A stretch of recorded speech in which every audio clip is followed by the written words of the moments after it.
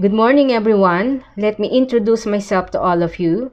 I am Miss Cecilia B. Colico from the Municipality of Aliaga, and I am currently taking up Masteral of Arts in Educational Management. Our topic for today is about philosophical foundation of education. The objectives are the following. Number 1, define philosophy in education. Number 2, differentiate idealism and realism. Number 3, explain the aim of philosophy in education.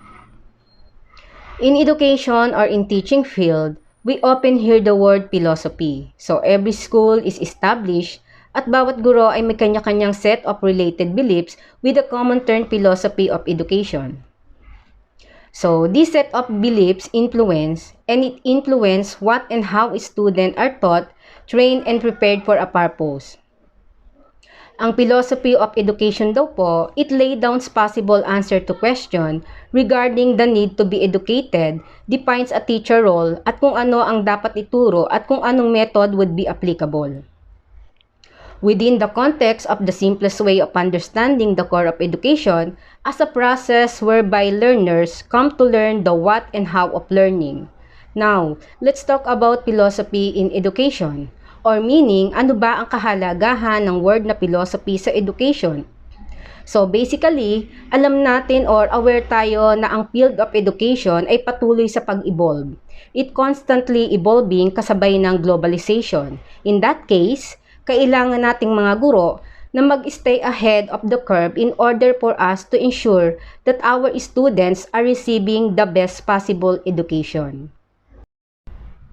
Sa malawak na understanding or kaalaman sa history and theories of education, we can gain deeper understanding of our role and the impact we have for our student.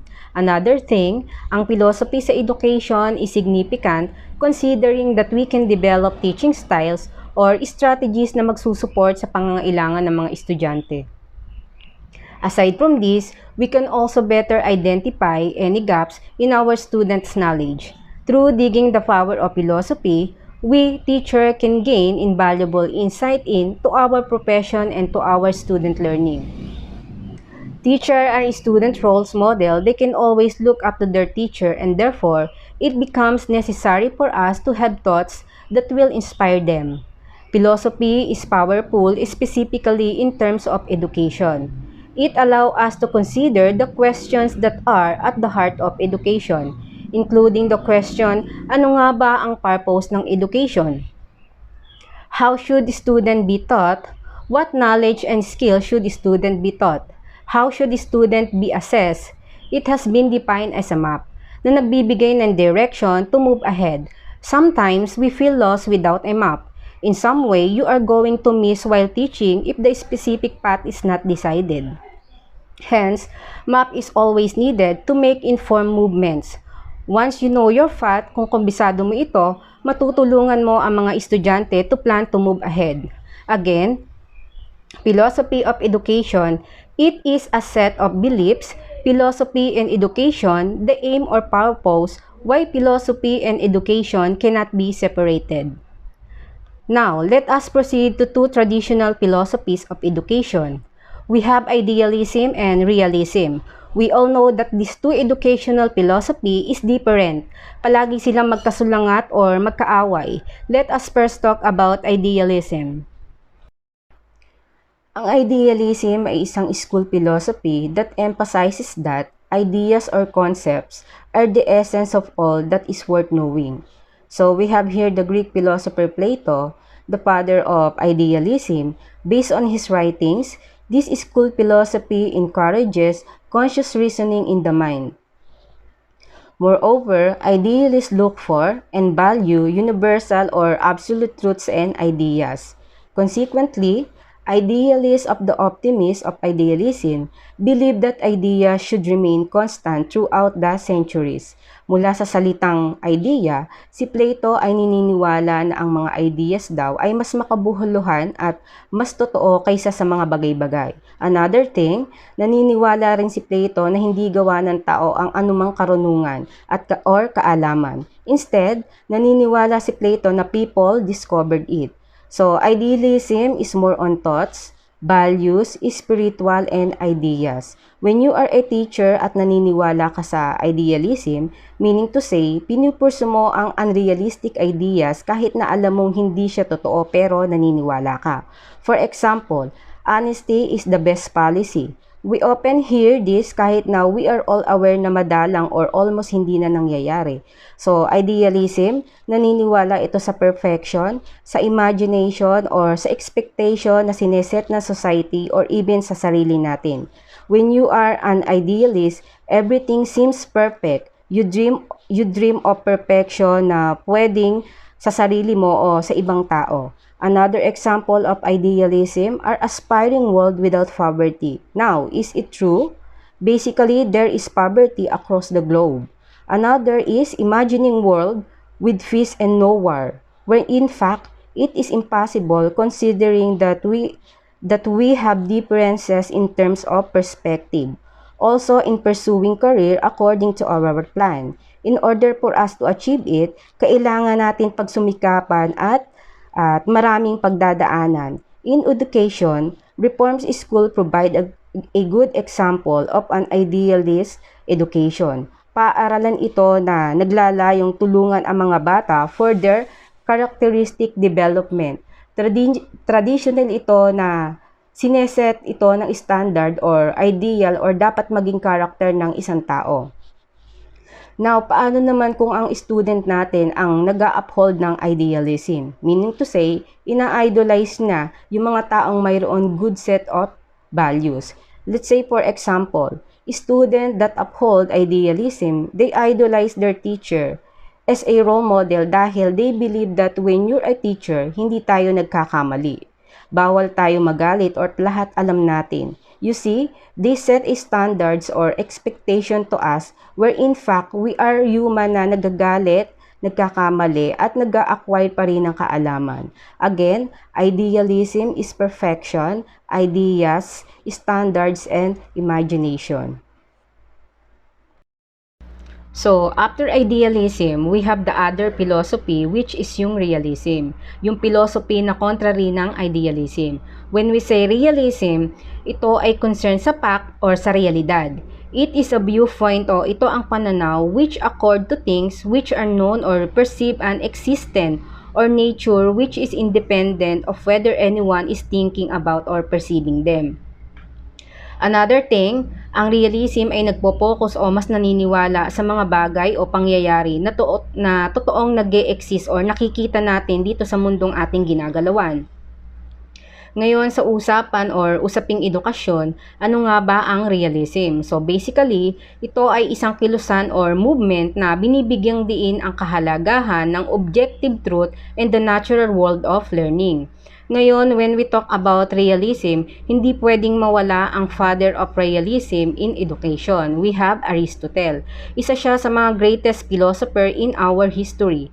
Aristotle believed that there were natural kinds, meaning human could recognize differences in objects that have deeper reality and are not simply a matter of convention. Realism in education seeks to teach students the logical processes that would lead them to discover mind independently reality. Now, if tree falls in the woods and no one hears it, does make it a sound? I think marami sa atin ang nakarinig ng tanong na ito before. At the same time, alam ko na mayroon na kayong sagot sa isip nyo regarding this. Furthermore, the fundamental question behind this question is simple. Is there a true reality which exists outside of human perception, or is reality only what we perceive? Basically, pag ganitong mga tanungan, nagkaka-idea na tayo agad ng realism or this philosophy is started by the Greek ancient writer Aristotle. Malinaw na sinasabi ni Aristotle at binigyan diin niya na mayroon talagang true reality at things exist whether makita natin ito or hindi. Even human can perceive things. Alam natin na nag-e-exist ito. Halimbawa, mayroong nagsabi na tingnan mo may magandang bulaklak. Ngayon kahit na narinig lang natin ito or kahit na hindi natin mismo ito na-perceive, alam natin na totoo ito. Alam natin na mayroong totoong magandang bulaklak sa paligid. Pag-usapan naman natin ang educational realism. Isa itong paniniwala na we should study logic, critical thinking, and scientific method to teach students to perceive and understand reality. The aforementioned thing speak about reality. We came from experience and we seek for evidences. Now, paano makikita ang realism sa isang classroom? For example, a realist teacher wants to include a lot of opportunities to study the natural world. Bilang isang realist na teacher, ano kaya ang gagawin niya? So, yung realist teacher ay gustong turuan ang kanyang mag-aaral kung paano gamitin ang logical process in order to find truth in natural world. So, itong realist teacher, instead of teaching her student about gravity from textbook, ang gagawin niya ay pwede niyang dalin ang mga estudyante niya sa labas and pwede nilang i-recreate ang Isaac Newton's moment of clarity when he saw the apple fall. Kung titingnan natin, yung realist teacher ay gumamit ng practicum or totoong pangyayari kaysa bumase sa textbook. The teacher used nature to help her students. So, at its core, ang realism in education ay naniniwala na everything is product of experience, evidence, and observation. Realist educators view the natural world as the primary source of knowledge at naniniwala sila na ang learning daw ay should be based on first-hand experience and observation of the world around us. Also, ang realism in education ay nagbibigay ng kahalagahan sa mga guro bilang gabay or facilitator of learning. It emphasizes the importance of subject matter expertise. Again, sa realism, palagi niyang kinokontra or sinasalungat lang niya ang idealism. Sinasabi niya na hindi lahat ng idea ay tama. Not everything is perfect kasi may mga pagkakataon na you need to adjust in reality. Si idealism at si realism ay palaging magkakontra yan. Sabi ni idealism, in order for you to learn, you need to have a good character. You need to review your lesson. You need to have an advanced reading. Ang sabi naman ni realism, every student is unique. We have different learning style. We have law of readiness. Sometimes, you need to lower your expectation in order to turn into reality. Hindi lahat one-night event or sang-ayon sa ating ideal thing. So, realism, you need to adapt. You need to adjust kapag kinakailangan ng pagkakataon. Idealism is more on ideas, values, spiritual, and thoughts. While realism is everything that is true even we do not perceive. Nahahawakan, naririnig, nag-e-exist. Okay, that's the end of our discussion. So, I prepare a supporting video. Please watch it. We will now begin to look at 4 different philosophies of education in general. These philosophies have been created, have been supported by a lot of proponents of each of those philosophies, and each has a lot to offer us teachers today. The first of these philosophies is idealism. Let's look at what idealism is. Idealism simply is based on ideas are the only true reality, the only thing worth knowing. Now, ideas are generated in the head, and ideas have to be translated. These are thoughts. They are in our heads. They have to be translated into language and then put forward. So as people developed ideas, and old ideas led to newer ideas, and newer ideas led to yet newer ideas, lots of ideas and lots of information and knowledge was created. And that brings us to how much ideas, how much of all these ideas that people have given us do we really need to know. So the focus of idealism is on the mind, the brain, the thinking, because that is the fountain from where all ideas emerge. And ideas can be good, ideas can be bad. Now, as the philosopher or the person trying to follow a certain philosophy, you have the option. You don't like a certain idea of a philosopher, don't use it. Don't work with it. You like the idea of another philosopher, use it. You have to be comfortable with a philosopher's ideas before you actually use it. And if, as the teacher, you are not comfortable with a philosopher's ideas, don't use it, because you will only set yourself up for failure.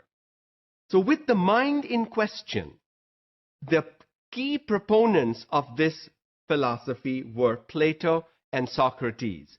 If you've ever worked on Socratic questioning or read about Socratic questioning, it's all ideas in the mind. When people came to Socrates with questions, he did not give any answer. Never. The only thing he did was he listened to the people's questions and then returned another question to them. Now, when another question came to the people, they were forced to think. When they thought, they asked Socrates another question. Socrates again replied with another question of his own. So through this process of questions going back and forth, people found the answer. That is how mind develops, and that is the basis of Socratic questioning. As teachers in the classroom, we are not answer dispensing machines. We don't have all the answers to the students' questions. But what a wonderful way to return the question to the student and make the student or students in the classroom think. When students are thinking in the classroom, education is happening. Learning is happening. When students don't think in the classroom, training is happening in our classrooms instead of education. Take an example of when a teacher asks a question and a student gives an incorrect answer. What does the teacher do? Well, one of two, three things. Either gives the right answer himself or herself, tells the student he's wrong and makes him or her sit down, and number three, asks another student in the class to give the right answer. Has the student who did not give the right answer in the first place learned anything from this? And the answer is no. He still probably doesn't know what the answer to that question should be. Therefore, it is important that we as teachers permit students to think, help them along the way by making them give the right answer. And if as teachers you persevere in this, I know it is easier to give the right answer. It is much more difficult to carry a dialogue further. But if we do that, the right answer will come from the class. And that is what we as teachers should be aiming at. We will now look at the second philosophy to education, which is realism. So from the idealistic approach, we are now going to take a shift to the realistic approach and see what that approach has to offer us. Realism, reality exists independent of the human mind, the world of physical objects' ultimate reality. So what realism is trying to say is, unlike the idealists actually, that in the mind the ideas come, they say no. The reality is what actually exists, what you see. The ultimate reality is the physical objects. So everything that you can see, touch, feel are real, and therefore that is what needs to be studied or learned. So the focus is the body. From the mind, the move away is towards the body. The idealists focus on the mind, the ideas, the thinking. The realists focus now on the body because you can touch, feel, you need hands, legs, you touch, feel, observe, and all that wonderful stuff that you do to experience the reality of the real world. And that is what realism says. What all exists needs to be explored, learned from, and that is what we need to share with our students. The proponent here was Aristotle from the old Greek world.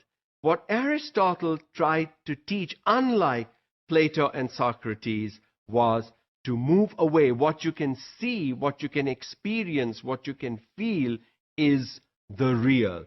And it's the real that we should be teaching instead of the ideal which is in people's minds. Because if I don't propagate my idea, if I don't transform it into words, if I don't share it with somebody else, the idea remains within me. And over time, it could be lost.